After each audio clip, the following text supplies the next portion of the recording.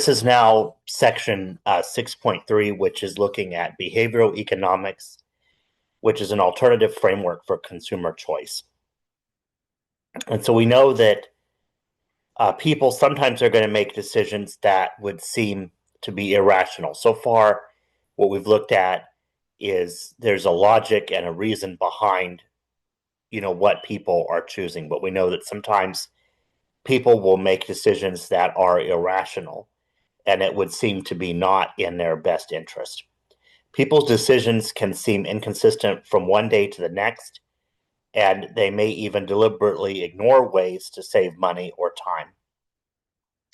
The traditional economics models assume rationality, which means that people take all available information and make consistent and informed decisions that are in their best interest. In fact, economics professors often delight in pointing out so-called irrational behavior each semester to their new students and present economies as a way of becoming more rational. Okay. But anyway, however, a new group of economists, which are called behavioral economists, they take into account and they argue that the traditional method omits something important, which is people's state of mind. For example, one can think differently about money if one is feeling revenge, optimism, or loss. These are not necessarily irrational states of mind. They're part of a range of emotions that can affect anyone on any given day. In addition, actions under these conditions are predictable if one better understands the underlying environment. And so behavioral economics would seek to enrich our understanding of decision making by integrating the insights of psychology into economics. And so we investigate how given dollar amounts can mean different things to individuals in different situations. And so, for an example, a traditional economist would say that if you lost a $10 bill today and you also received an extra $10 in your paycheck, you should feel perfectly neutral, right? So, because you're going to come out the same. Now, you're in the same position financially as you were before. However, behavioral economics have conducted research that shows that many people will feel some negative emotions such as anger or frustration after these two things happen. We tend to focus more on the loss than on the gain. We call this loss aversion. When a dollar loss pains us 2.25 times more than a dollar gain helps us, according to economist Daniel Kahneman and Amos whatever in a famous 1979 article in the journal Econometria. This insight has implications for investing, as people tend to overplay the stock market by reacting more to the losses than to the gains. This behavior looks irrational to traditional economists, but is consistent once we understand how the mind works. Then these economists argue. And also traditional economists, they also argue that human beings have complete self-control.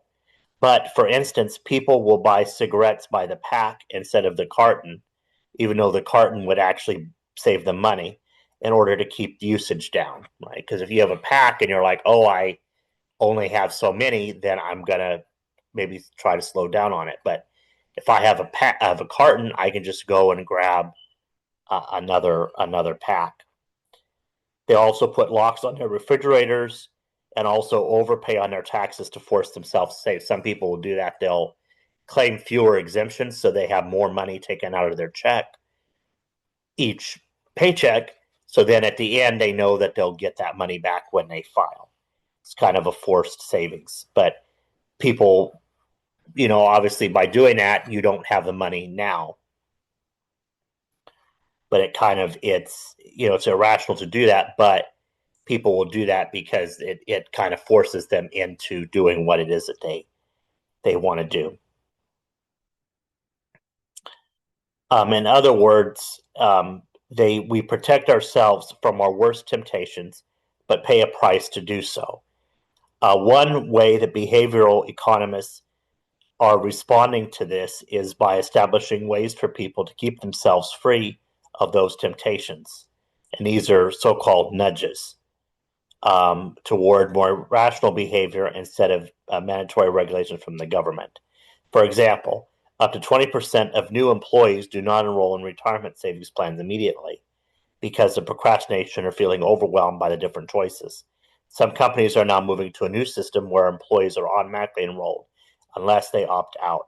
Almost no one opts out in this program, and employees begin saving in the early years, which is most critical for retirement. So, trying to think about how that works. Now, in another area that seems illogical is the idea of mental accounting, or putting dollars in different mental categories that take different values. Economists typically consider dollars to be fungible or having equal value to the individual regardless of the situation.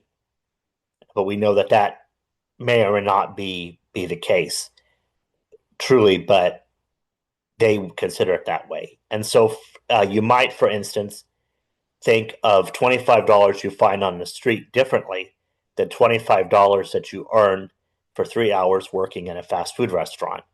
You might treat the street money as mad money with little rational regard to getting the best value. This is, in one sense, strange, since it is still equivalent to 3 hours of hard work in a restaurant. Yet the easy come, easy go mentality replaces the rational economizer because of the situation or context in which you obtain the money. Another example of mental accounting that seems inconsistent to traditional economists: a person could carry a credit card debt of $1,000 that has a 15% yearly interest cost and simultaneously have a $2,000 savings account that only pays 2% interest.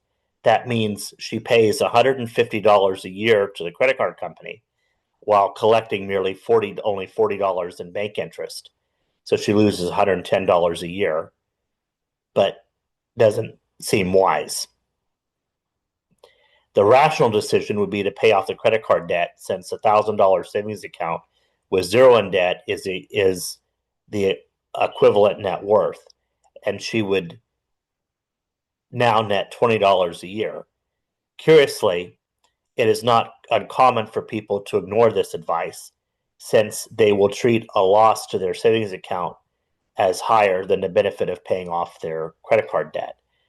They do not treat the dollars as fungible, so it looks irrational to traditional economists. Because again, our emotions and how we feel, that has a lot to do with the types of decisions that we make. Which view is right, the behavioral economists or the traditional view? Both have their advantages, but behavioral economists have at least identified trying to describe and explain behavior that economists have historically dismissed as irrational. If most of us are engaged in some irrational behavior, perhaps there's a deeper underlying reason for the behavior in the first place. And then again, kind of thinking about this a little bit more, is what happened during the Great Recession. And so we realized that in which category did consumers worldwide increase their spending during the Great Recession? And they spent a lot more money on higher education. According to the United Nations Educational, Scientific, and Cultural Organization, enrollment in colleges and universities rose 1/3 in China and almost 2/3 in Saudi Arabia, nearly double in Pakistan, tripled in Uganda, and surged by 3 million, 18% in the United States. Why were consumers willing to spend on education during lean times? Both individuals and countries view higher education as a way to prosperity, many feel that increased earnings are a significant benefit to attending college. The Bureau of Labor Statistics data from May of 2012 supports this view, as what's shown here on your screen, figure 6.6 shows. They show a positive correlation between earnings and education. The data also indicates that unemployment rates fall with higher levels of education and training. Why spend the money to go to college during a recession? Because if you're unemployed or underemployed, working fewer hours than you would like, the opportunity cost of your time is low because you're already unemployed. You don't have to give up work hours or income by going to college. So it makes more sense then that you would do that. So this isn't anything that you're doing for me work wise, but just kind of think about that, do you think the data supports the idea that more education means less unemployment? So if you look at this and we see that, the more education we have, we see that the unemployment rate is less. And so we see for somebody, if they only have some college, what it would be, also what their earnings would be. We know that, and then as they get more education, the more earnings on average a week that they earn, and then also, and remember this is from 2012, and then also the amount of unemployment is less on average.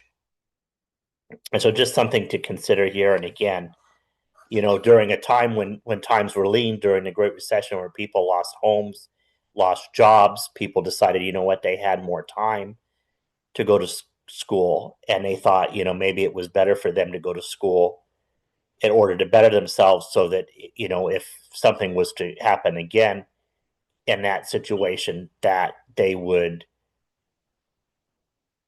be in a better position potentially.